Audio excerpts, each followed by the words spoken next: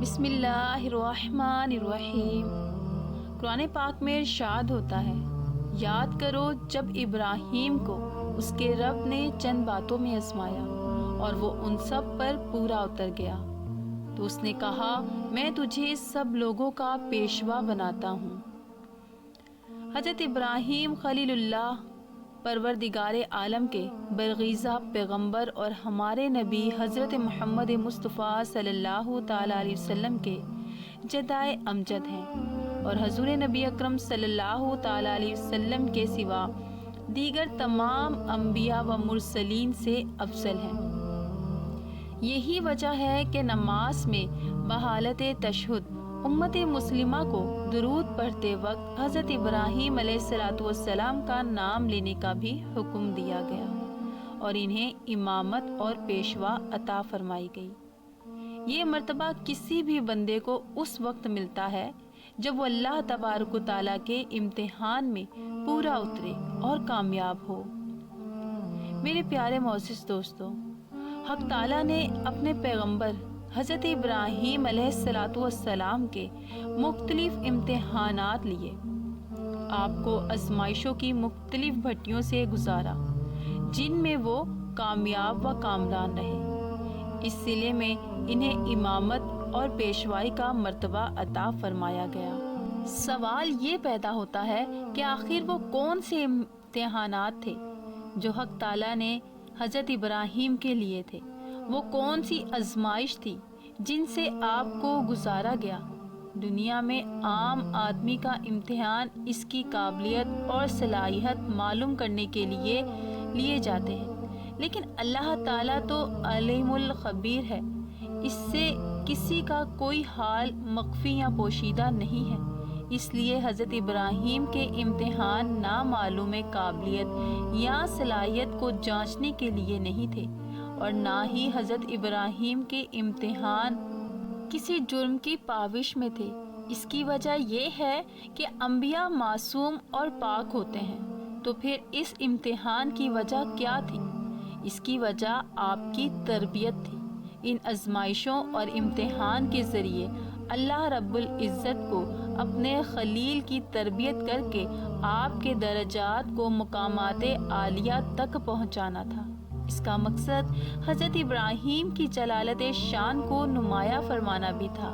یہ امتحان کیا تھے جن سے حضرت ابراہیم علیہ السلام کو گزرنا پڑا؟ آئیے اس کے بارے میں سنتے ہیں کہ امتحان کیسا بھی ہو ہمیشہ کٹھن ہوتا ہے۔ ان سے گزرنے والا ان میں خوش اسلوبی اور استقامت دکھاتا ہے، اس کے باعث وہ یقیناً کامیاب ہوتا ہے۔ حضرت ابراہیم کے لیے پہلا امتحان ہی بے انتہا مشکل تھا۔ پوری قوم حتیٰ کہ ان کا اپنا خاندان اور گھرانہ بھی بت پرستی میں مبتلا تھا۔ سب کے عقائد و نظریات مختلف تھے۔ ان سبھی کو ایک سچا دین عطا کیا گیا اور اس کی تبلیغ کرنے اور قوم کو اس کی دعوت دینے کا بارہا گرا حضرت ابراہیم خلیل اللہ پر ڈالا گیا تھا۔ کام تو مشکل تھا، لیکن آپ نے پیغمبرانے جرات و ہمت کے ساتھ بے خوف و خطرہ ہو کر قوم کو خدائے واحد لا شریک کی طرف بلایا اور بت پرستی کی خرابیاں مختلف عنوانات سے بیان کی۔ عملی طور پر بتوں کے خلاف جہاد کیا۔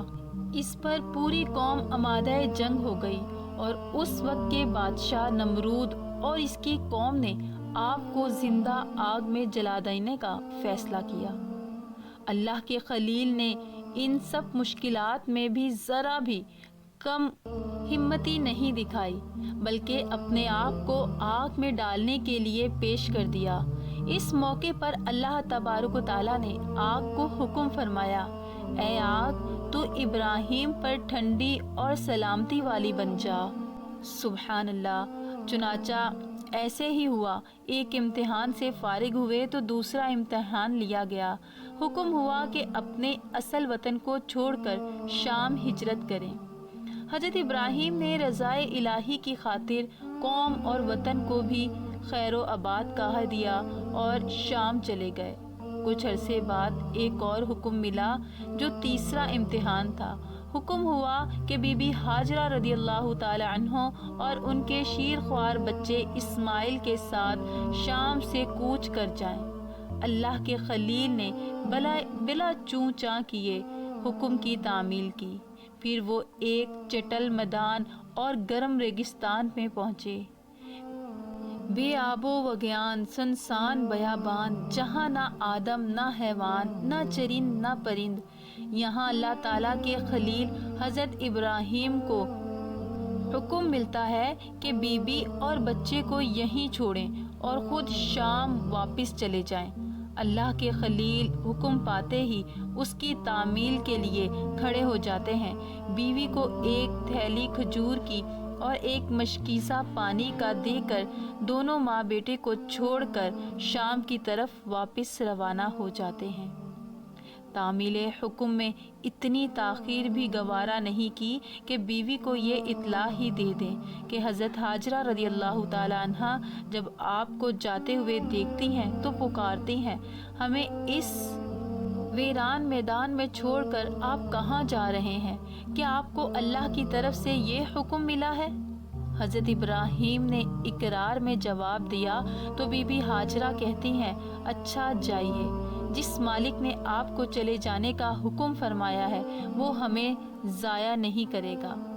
پھر رحمت خداوندی نے بی بی ہاجرہ رضی اللہ تعالی عنہ اور حضرت اسماعیل رضی اللہ تعالی عنہ کی حفاظت کی اور خشک زمین سے پانی کا ایک چشمہ جاری کر دیا، جسے آج بھی زمزم کے نام سے پکارا جاتا ہے، اور ساتھ ہی وہاں آبادی کا سامان بھی کر دیا۔ حضرت اسماعیل وہیں نشو نما پا کر سمجھدار ہو جاتے ہیں۔ اللہ تعالیٰ کو حضرت ابراہیم کا چوتھا امتحان لینا ہے، جو ظاہر ہے ان سب امتحانات سے سخت تھا جن سے وہ پہلے کامیابی سے گزر چکے تھے۔ اب حضرت ابراہیم کو حالت خواب میں حکم ملتا ہے کہ اپنے بیٹے اسماعیل کو ہمارے نام پر قربان کر دو۔ اس خواب کی تعمیل میں جو واقعہ پیش آیا اس سے ہر مسلمان واقف ہے۔ حق تعالیٰ نے جو حضرت ابراہیم سے کہا گیا تھا، خواب میں آپ نے جو کچھ دیکھا تھا اسے پورا کر دیا۔ الغرض یہ وہ سخت اور کڑے امتحانات تھے جن سے حضرت ابراہیم علیہ السلام کو گزارا گیا، اور ان میں کامیابی کا یہ انعام دیا گیا کہ آپ کو لوگوں کا امام اور پیشوا بنا دیا گیا۔ پیارے دوستو، حضرت ابراہیم علیہ السلام کا اعلان توحید کہ اے لوگو، کیا ستارہ میرا رب ہے؟ پھر جب وہ ستارہ ڈوب گیا تو آپ نے فرمایا کہ ڈوب جانے والوں سے میں محبت نہیں رکھتا۔ پھر اس کے بعد جب چمکتا چاند نکلا تو آپ نے فرمایا، کیا یہ میرا رب ہے؟ پھر جب وہ بھی غروب ہو گیا تو آپ نے فرمایا کہ اگر میرا رب مجھے ہدایت نہ فرماتا تو میں بھی انہیں میں گمراہ ہو جاتا۔ پھر جب چمکتا دمکتا سورج کو دیکھا تو آپ نے فرمایا کہ یہ ان سب سے بڑا ہے، کیا یہ میرا رب ہے؟ پھر جب یہ بھی غروب ہو گیا تو آپ نے فرمایا کہ اے میری قوم، میں ان تمام چیزوں سے بیزار ہوں جن کو تم لوگ خدا کا شریک ٹھہراتے ہو، اور میں نے اپنی ہستی کو اس ذات کی طرف متوجہ کر لیا ہے جس نے آسمانوں اور زمینوں کو پیدا فرمایا ہے۔ بس میں صرف اسی ایک ذات کا عابد اور پجاری بن گیا ہوں، اور میں شریک کرنے والوں میں سے نہیں ہوں۔ پھر ان کی قوم ان سے جھگڑا کرنے لگی تو آپ نے فرمایا کہ تم لوگ مجھ سے خدا کے بارے میں جھگڑتے ہو۔ اس خدا نے مجھے ہدایت دی ہے اور میں تمہارے جھوٹے معبودوں سے بالکل نہیں ڈرتا۔ سن لو، بغیر میرے رب کے حکم کے تم لوگ اور تمہارے دیوتا میرا کچھ نہیں بگاڑ سکتے۔ میرا رب ہر چیز کو جانتا ہے۔ کیا تم لوگ میری نصیحت کو نہیں مانو گے؟ اس واقعے کا مختصر مگر بہت ہی جامع الفاظ میں قرآن مجید نے یوں بیان فرمایا ہے، ترجمہ کنز ایمان۔ پھر جب ان پر رات کا اندھیرا آیا، ایک تارا دیکھا، بولے اسے میرا رب ٹھہراتے ہو؟ پھر جب وہ ڈوب گیا، بولے مجھے خوش نہیں آتے ڈوبنے والے۔ پھر جب چاند چمکتا دیکھا، بولے اسے میرا رب بتاتے ہو؟ پھر جب وہ ڈوب گیا کہا اگر مجھے میرا رب ہدایت نہ کرتا تو میں بھی انہیں گمراہوں میں رہتا۔ پھر جب سورج جگمگاتا دیکھا بولے اسے میرا رب کہتے ہو؟ یہ تو ان سب سے بڑا ہے۔ پھر جب وہ ڈوب گیا کہا قوم میں بیزار رہو ان چیزوں سے جنہیں تم شریک ٹھہراتے ہو۔ میں نے اپنا منہ اس کی طرف کیا جس نے آسمان اور زمین بنائے،